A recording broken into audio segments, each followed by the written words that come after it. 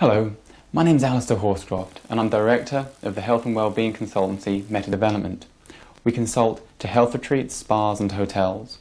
We also run the Meta Live Clinic above Planet Organic in London, and we train and lecture throughout the UK and abroad.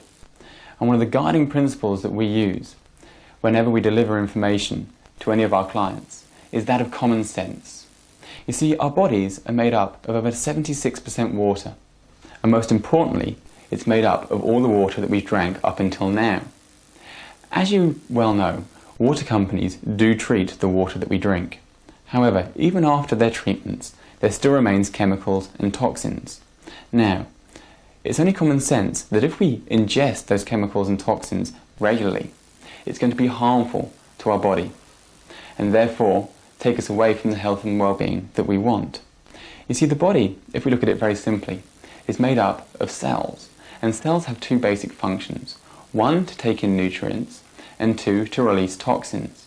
Now, water is one of the most effective ways of being able to wash away the toxins so that our body can work well. Now, if we're washing away our toxins with water that is full of chemicals and toxins, it's only common sense that that function isn't going to work very well. Let me introduce you now to Dr. Robert Kirk.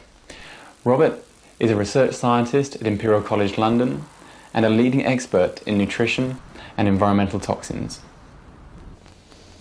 There's been a large amount of research carried out on the importance of water to the human body. In fact, the reality is that most of us are running around in a very dehydrated state. We both don't consume enough water, and we also consume far too many dehydrating fluids. Now, the symptoms of this dehydration are exactly the sort of diseases that are so commonplace in our society today, from dyspeptic pain to colitis, rheumatoid arthritis, neck pain, angina, headaches, stress and depression, high cholesterol, excess body weight, allergies, and even type 2 diabetes and immune system disorders. Now, one particular book by Dr. Bhatmangalij summarizes in a very straightforward manner the real importance of water to our bodies, takes us through the significance of drinking at least 3 litres of clean water every day. What we have here is regular tap water. This is tap water that has come straight from a local treatment plant, the same tap water as we have in the house. Here we have reverse osmosis water. It's the same tap water that's been filtered through a complex filtration system known as reverse osmosis.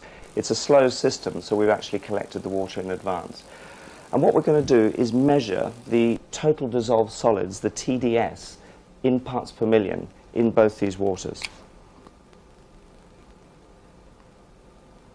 You'll see here we're getting a reading that's rising, settling down to about 373 parts per million. Now that includes the salts, the minerals, the heavy metals, all those solids that are within that water. And now we're going to test the total dissolved solids, the TDS, using the TDS meter of the reverse osmosis water. And you'll see it settling down here to 10 parts per million total dissolved solid. So clearly what's happened is that the reverse osmosis system has taken out a very large amount of the total dissolved solids. Now, another way of looking at this is to use electrolysis. Here are a pair of electrodes, and what we're going to do is pass a current, a mains current, between these electrodes within the water. And if we just place the electrodes within the water here and turn it on, the first thing you'll see is a lot of gases being produced in the tap water and virtually nothing happening in the reverse osmosis water. Now, these gases are hydrogen and oxygen, the primary components of water. We still look at the reverse osmosis. There's very little reaction occurring here at all. And of course, what we're starting to see is a big color change occurring in the tap water as well. We're also seeing a lot of heat being generated. Now, the big difference here is everyone assumes water is a good conductor of electricity. It isn't actually. The primary difference is that the water is being conducted in the tap water through all the dissolved solids within it, and that's why we're getting a very strong reaction. The color change is caused by the precipitation of the mineral salts and the metals within the water, and you'll see again on the reverse osmosis water virtually no color change. The colour change is very obvious now. The heat generated as well is quite clear. If I touch this, it's now very hot. Now, what we're seeing here is a range of minerals and metals. It includes a range of salts, sodium salts, calcium salts, magnesium, zinc. But in addition, from independent analysis, we know that there are a lot of metals that are actually not so good for our health at all. They include aluminium, barium, lead. There is some iron, obviously. So there's good and bad, and the real issue here is that the reverse osmosis system is able to take virtually everything out of it.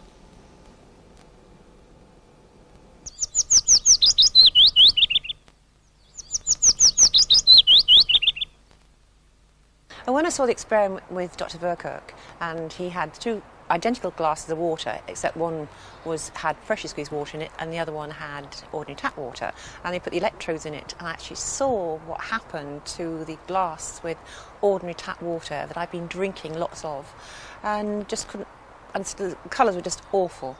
I thought, there's no way I'm ever going to drink tap water from my house again. The most common method used by people to try and improve the quality of their water is to use a simple carbon filter. Now, these carbon filters are very often found in jugs, or they can be plumbed in beneath the sink.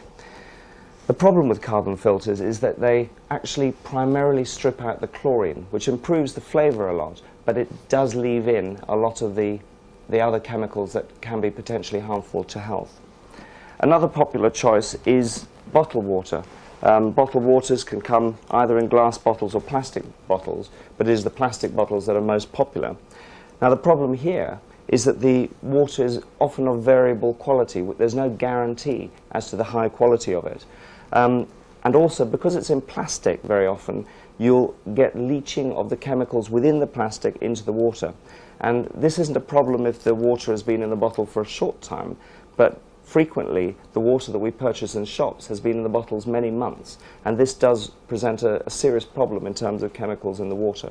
And a secondary problem, of course, is the disposal problem. Many millions of bottles are needlessly disposed of in landfill sites every year, simply because people are drinking increasing amounts of bottled water.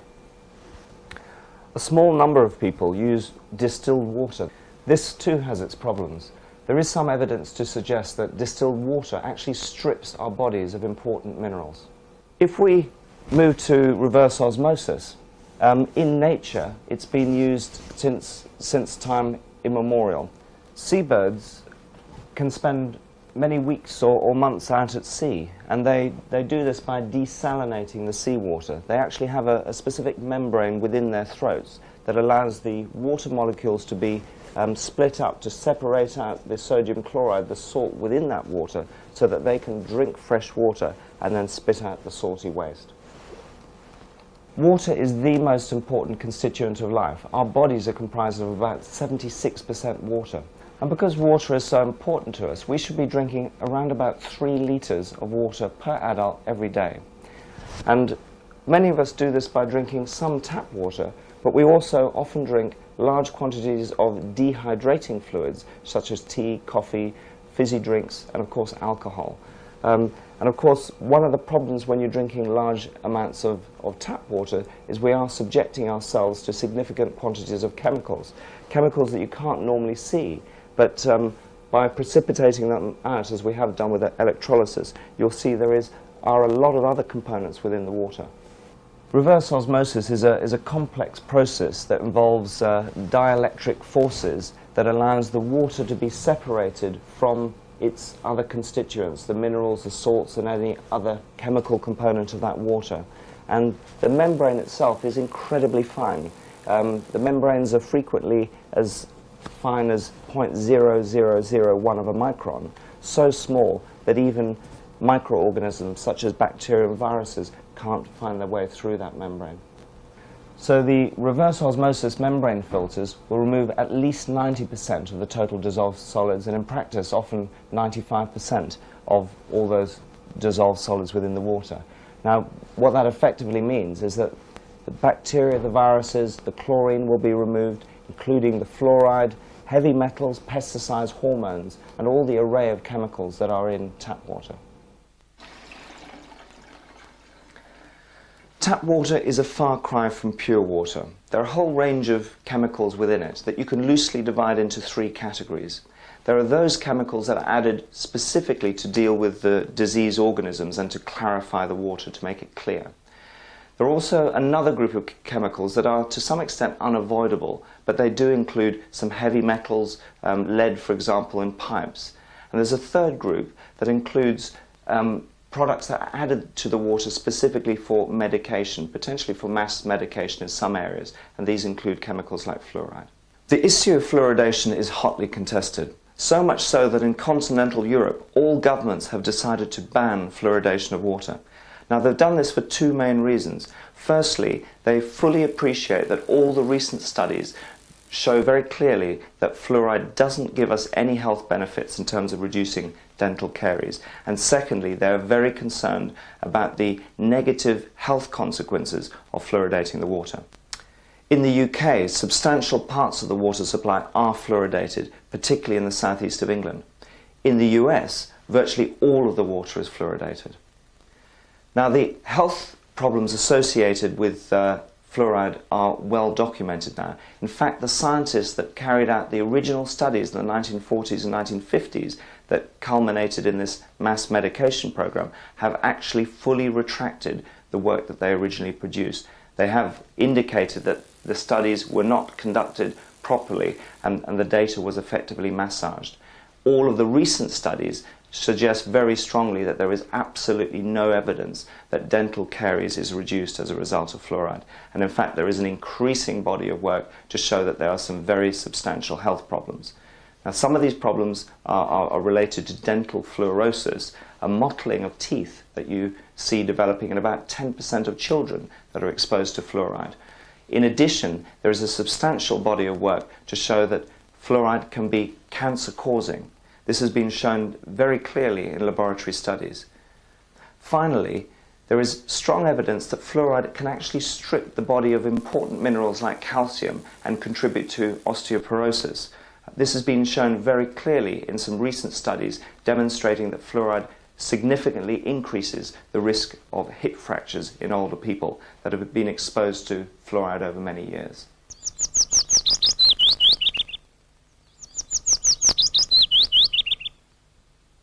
Well, I was laid very, very low because, I was at one stage taking in 1 litre of antibiotics per day for 2 weeks, and I knew that my system needed something to build it up. And water to me just made such good sense because I knew that the major part of my body was water. So to put water in had to make good sense. I was quite a fit person until I was diagnosed with bowel cancer. And unfortunately the cancer was quite low down in the bowel, so I had a big operation. Then I got septicemia in hospital, so I spent quite a lot of time in hospital. Got very, very weak. And I was then introduced to not drinking coffee, not drinking tea, but possibly considering taking something in which was pure. But I was a little concerned that drinking lots of the water that I was getting out of the tap, I was always perturbed about that. And then I was introduced to filtered water, to reverse osmosis water, freshly squeezed water. Hi, my name's Phil Hawes. I'm the Managing Director of Freshly Squeezed Water. We've seen Dr. Kirk in the laboratories at Imperial College testing the water. And what I'd like to do is to show you that the same principles apply from the water out of your tap in your own home.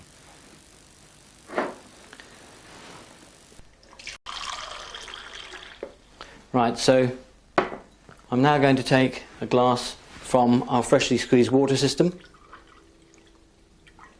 And this is the reverse osmosis water. And then, as you saw in the laboratory, I'm going to take these electrodes and we'll run an electric current through both glasses at the same time.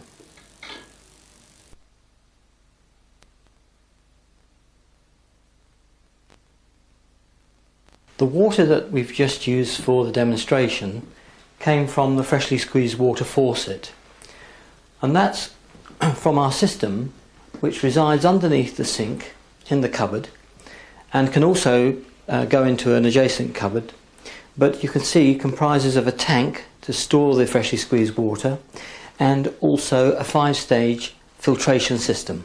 The system only takes about an hour to install and is quite straightforward, as you can see. As you can see from the test results here, that the water is very similar to what we saw earlier on in the laboratories.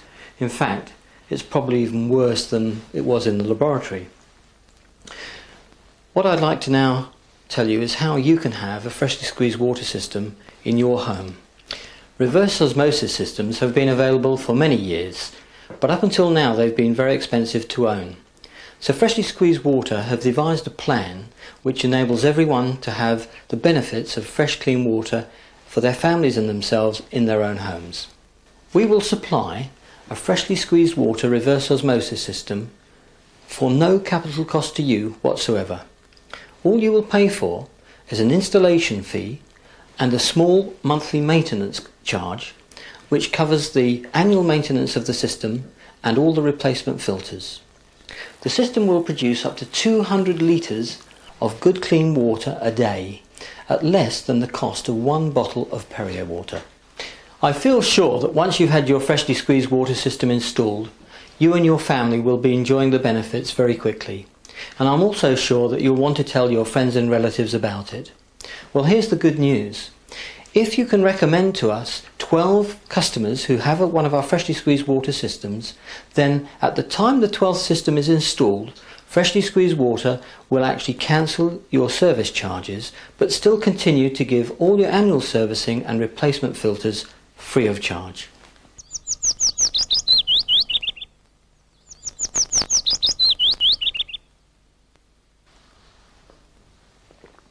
My family and I started drinking plenty of good water some time ago now. We've really noticed the benefits. We've all got more energy and we feel much better for it. Now, if you want to look further into this issue, I really strongly recommend 3 books on the subject. One is Your Body's Many Cries for Water. Another one is Water, the Ultimate Cure. And a third one is Health Wars. Finally, the Freshly Squeezed Water website has lots more information with many links that you'll find useful.